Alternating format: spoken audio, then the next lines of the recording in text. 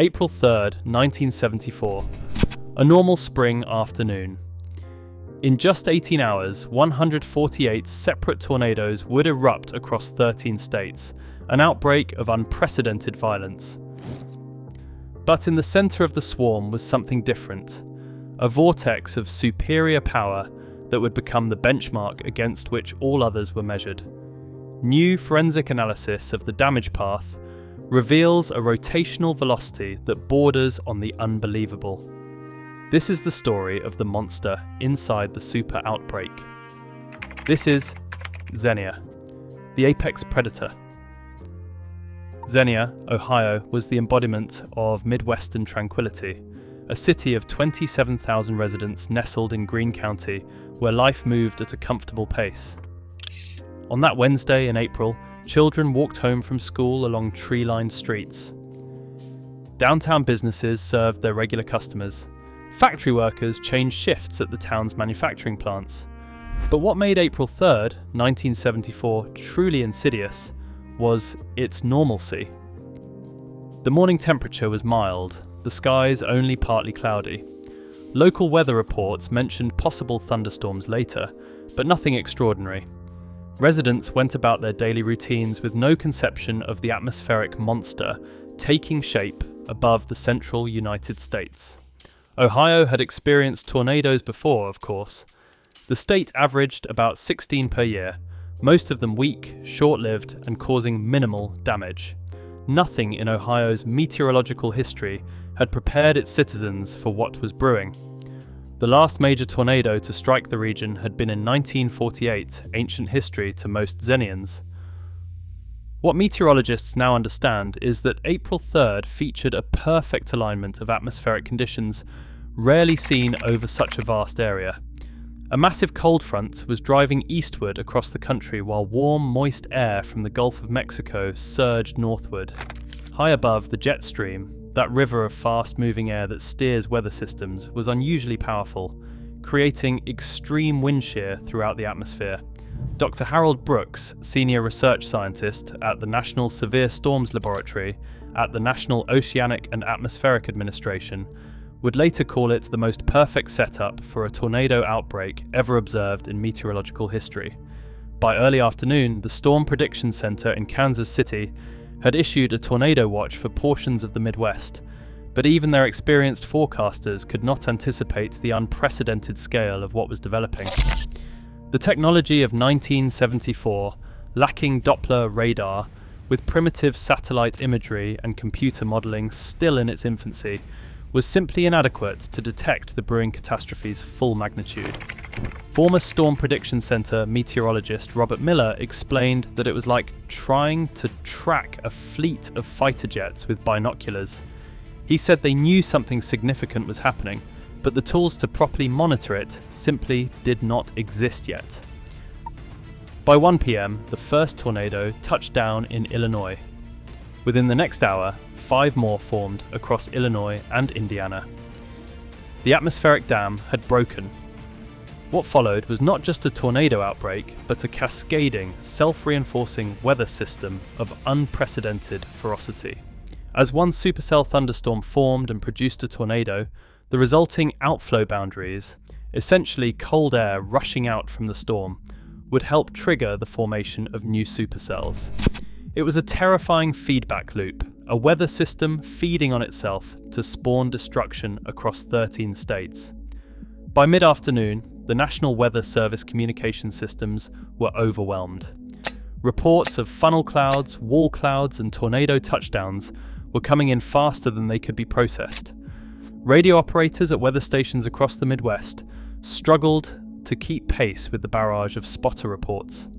James Foster, a former National Weather Service forecaster who was on duty that day, recalled that they were dealing with a situation they had never trained for, multiple F4 and F5 tornadoes occurring simultaneously across a multi-state region. He said the system was not designed to handle something of this magnitude. At 3:30 in the afternoon, the supercell that would produce the Xenia tornado began to take shape over eastern Indiana. Weather radar operators noted its exceptional size and intensity.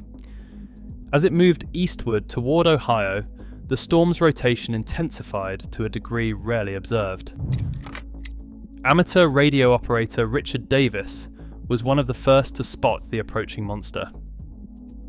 His transmission, preserved in the Weather Service archives, captures the growing alarm. He said, "I have never seen anything like this. The entire southwestern sky is rotating. This is not a normal thunderstorm." At Dayton International Airport, tower operators watched in growing horror as the massive wall cloud approached from the southwest. One would later describe it as looking like the end of the world was coming. Inside Xenia itself, most residents remained unaware of what was bearing down on them. Some noticed the strangely greenish tint to the darkening sky, a telltale sign of severe weather that meteorologists now recognize as indicative of large hail and potential tornadoes. A few heard the sirens that began to wail at 4:30 in the afternoon, just 10 minutes before impact. Many others, however, either did not hear the warnings or did not take them seriously enough. At 4:40 p.m, the apex predator touched down southwest of Xenia. What distinguished this tornado wasn't just its size, though at nearly a mile wide it was a behemoth.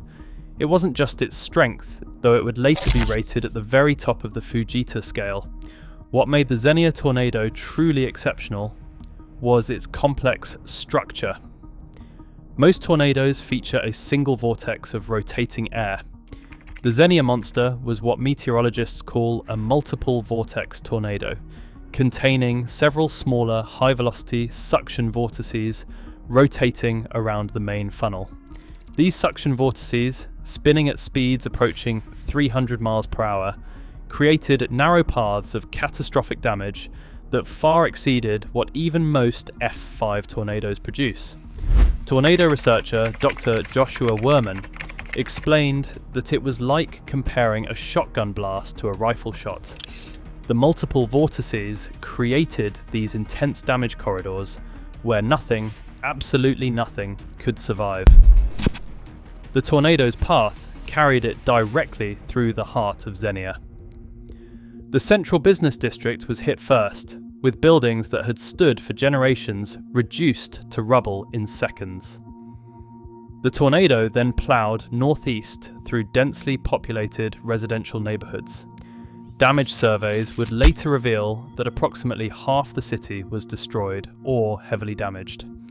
In just 4 minutes, 1,400 buildings were completely demolished, while another 2,100 suffered significant damage. Warner Middle School, directly in the tornado's path, was nearly leveled. At Arrowhead Elementary School, the roof was torn away while children huddled in interior hallways, a testament to both the tornado's power and the effectiveness of proper safety protocols. The city's electrical infrastructure was obliterated, plunging Xenia into darkness and hampering initial rescue efforts. Gas lines ruptured, causing fires that could not be effectively fought due to damaged water mains. The tornado's final toll in Xenia alone was staggering. 33 people dead, 1,150 injured, and property damage that would exceed $1.1 billion in today's dollars. As the tornado moved northeast of town, it left behind an apocalyptic landscape. Where vibrant neighbourhoods had stood moments before, only foundations remained. Vehicles had been picked up and thrown hundreds of yards, some wrapped around the few remaining trees that had been stripped of their bark. It looked like a giant had taken a hammer to the city, recalled survivor Martha Steele. Our entire neighbourhood, houses we'd known all our lives, was just gone. Not damaged, not broken, gone. First responders arrived to scenes of devastation that many veterans compared to war zones. The destruction was so complete in some areas that they struggled to orient themselves in neighbourhoods they had known their entire lives. Street signs, landmarks, and reference points had simply vanished. Rescue operations began immediately, though they were hampered by darkness, continuing storms, and impassable roads blocked by debris. The Ohio National Guard was deployed within hours, establishing security perimeters and assisting with search and rescue. Neighbouring communities sent every available emergency vehicle and personnel. Former firefighter Thomas Grant recalled, "We were pulling people out of basements that were now open to the sky. The houses above them were completely gone, but somehow people had survived in these little pockets of safety. Communication was almost non-existent. With power out and telephone lines down, the city was effectively cut off from the outside world. Many residents had no idea of the tornado's full impact until daylight revealed the extent of the catastrophe. Media coverage struggled to capture the scale of what had happened, not just in Xenia, but across the entire Midwest. The super outbreak had produced so many significant tornadoes that news organizations could not keep pace. It would be days before the full picture emerged. 148 confirmed tornadoes across 13 states, 315 people dead, and over 6,000 injured. The day after the tornado, renowned meteorologist Dr. Theodore Fujita arrived in Xenia to conduct what would become one of the most influential tornado damage surveys in history. Fujita, who had developed the Fujita scale for measuring tornado intensity just a few years earlier, was stunned by what he found. Fujita would later write that the damage patterns in Xenia were beyond what he had considered possible. He said they observed evidence of rotation velocities that approached the theoretical limits of what a tornado could produce. The investigation revealed several extraordinary findings. In some locations, asphalt had been scoured from roads, a phenomenon that requires wind speeds of extraordinary magnitude. Heavy industrial equipment weighing several tons had been carried hundreds of yards. In one case, a school bus was found wrapped around what remained of a tree over 400 feet from where it had been parked. What particularly fascinated Fujita was the evidence of the multiple vortex structure.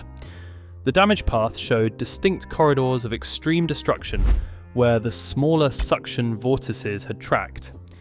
Between these corridors were areas of relatively less damage, creating a characteristic corduroy pattern that became a textbook example for future meteorologists. Meteorologist Greg Forbes, who worked with Fujita, said there was serious consideration given to creating a special F6 category just for Xenia, but ultimately it was decided that it would remain at the top of the F5 rating, becoming essentially the definitive example of what an F5 tornado can do. The Xenia tornado became the benchmark against which all other tornadoes would be measured. When the enhanced Fujita scale replaced the original Fujita scale, in 2007, damage indicators from Xenia were among those used to calibrate the new system. The recovery effort in Xenia began immediately, but would take years to complete. The first priority was accounting for all residents, a monumental task in a city where many homes had simply disappeared. Search and rescue operations continued for days, transitioning gradually to recovery as hopes of finding survivors dimmed. President Richard Nixon, already embroiled in the Watergate scandal, visited Xenia on April 9th to survey the damage.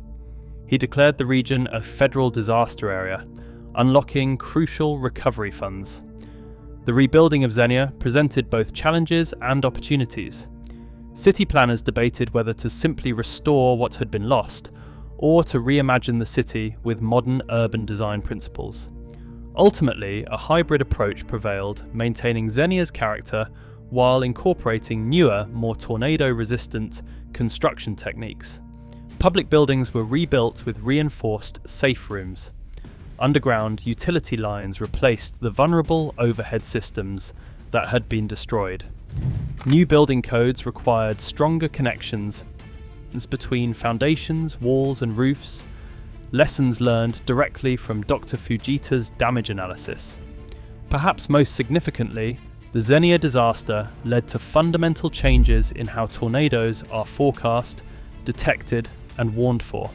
The National Weather Service, recognizing the inadequacy of existing systems, accelerated the deployment of Doppler radar technology, which can detect the rotation within thunderstorms before a tornado forms. The concept of storm spotters, trained volunteers who report severe weather, was formalized and expanded nationally after the super outbreak. Warning dissemination systems were overhauled, with multiple redundant methods implemented to ensure that alerts reached the public even if some communication channels failed. Today, 50 years after that devastating afternoon, the Xenia legacy extends far beyond the rebuilt city. It fundamentally transformed our understanding of tornadoes and how we prepare for them. The super outbreak of 1974, with Xenia as its most powerful component, led directly to the modernization of the National Weather Service. The Weather Service's warning lead time for tornadoes has increased from an average of just 3 minutes in 1974 to over 14 minutes today, an improvement that has saved thousands of lives. The tornado also advanced our scientific understanding. Dr. Fujita's detailed analysis of the damage patterns led to the recognition of multiple vortex structures and downbursts, concepts that are now fundamental to meteorology. When computer modelling became sophisticated enough to simulate tornadoes, in the 1990s the Xenia event was among the first to be retroactively analysed. In Xenia itself, the tornado remains an indelible part of the community's identity. A memorial in downtown commemorates those lost, while the city's seal now includes a phoenix rising from the ashes, a symbol of renewal and resilience. Annual commemorations bring together survivors to share their experiences with younger generations. Perhaps most importantly, the Xenia tornado changed how we respond to the threat of severe weather. The improvements in forecasting, detection, and warning systems that emerged from the super outbreak have saved countless lives.